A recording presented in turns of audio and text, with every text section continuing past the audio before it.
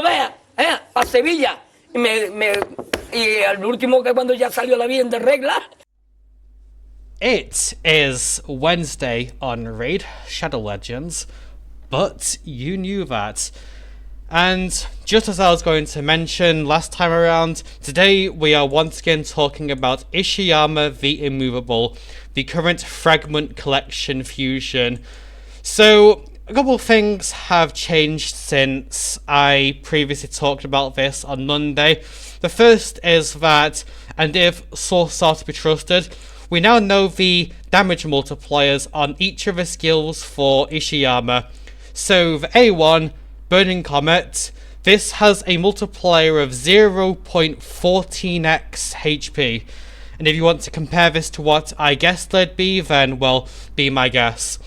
The A2, Calculated Volley, this has a multiplier of 0.3x HP, which is slightly more on a regular hit than White King Narcissus, but at the same time, White King Narcissus also ignores 25% defense, places the extra hit, and has all this else going for it.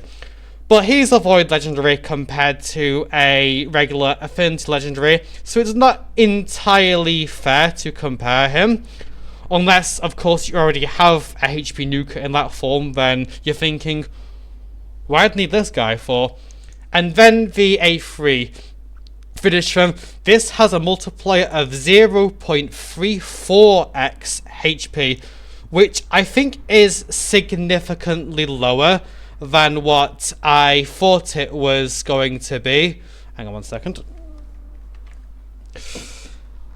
And even though you'd think, okay, so this isn't very good, we've had a very prominent content creator within the Raid Shadow Legends community, so not myself, who initially looked at this champion and thought, yeah, he's not going to be very good, and, well, he'd be right.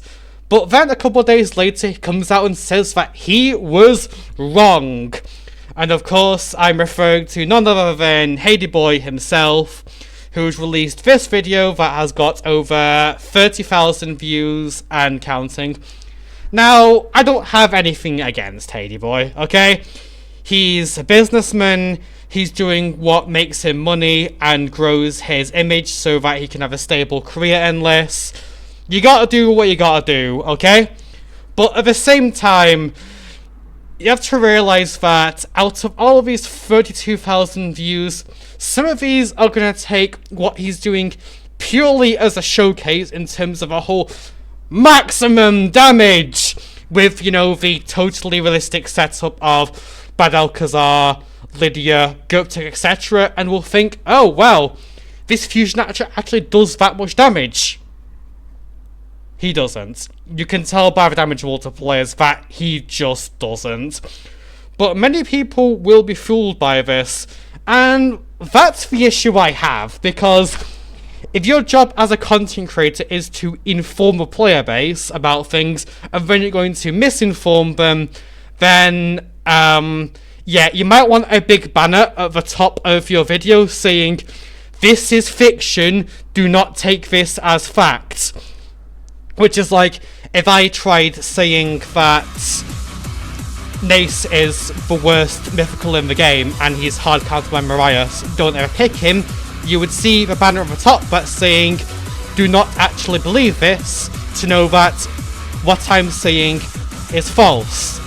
Unless you're someone who actually believes that, which in that case, I don't know what to tell you. So, yeah. We have had other people in the content creator scene who have been thoroughly unimpressed by him. They said that, yeah, as an arena champion, he would have been outdated 5 years ago. However, arena is not the only area of the game. And one that I mentioned last time was, oh, he's good in Cursed City. So let's go to Cursed City, shall we? And the one stage in particular is going to be Soulcross Hard 12, which allows Spirit, HP and support for Dark Elves, Dwarf, Shadowkin. But let's go back 1 second. Here's your reward for this, Bruise. And if you want to 101 for the fragments for Carnage for Anarch, then this is not the only stage. And I don't just mean Amias himself. Looking at Soul Cross 14, which only allows red rares and epics from 3 factions against a stage that throws Cupidus and Valkyrie at you. Then there is Soul Cross 20, which admittedly this time around is pretty easy, so yeah, that's Mikage, Yuko, Pythian. I'm using Statue, but many people have Harima. And then there is 19, which, once again, disallows legendaries, so you are stuck using things like Thane as your single target nuker, Fudbar as your decreased defense / stun, Milga as your reviver, Murag as another AoE or ally attack, and then just maybe things like Kinagashi for revive, Nullhorn for provoke. Don't use Steel Skull.